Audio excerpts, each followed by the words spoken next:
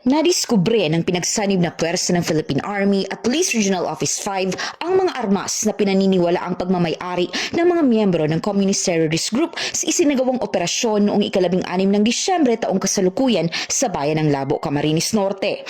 Bandang 1:20 ng hapon, habang nagsasagawa ng pinaigting na security operation sa lugar, natuklasan ng joint operatives ang arms cache na naglalaman ng 25 unit ng M14 rifles, isang M14 rifle, upper receiver, 2,000 bala ng 7.62 mm, 15 peraso ng M14 magazines at 41 peraso ng M16 magazines.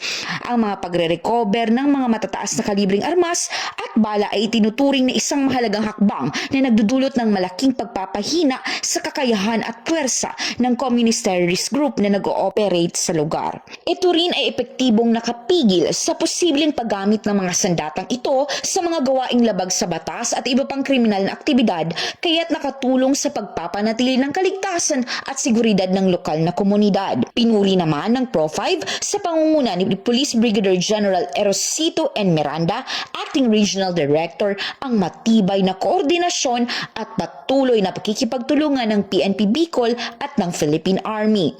Binigyang diin niya na ang magkasanib at tuloy-tuloy na mga operasyon ay nananatiling mahalaga sa paglaban sa insurgency at sa pagpapanatili ng kapayapaan at kaayusan sa buong rehiyon. Mula dito sa Legazpi City, Albay, ako ang inyong PNN correspondent, Patrolwoman Jera de Luterte, alagad ng batas, tagataguyod ng Balitang Pulis.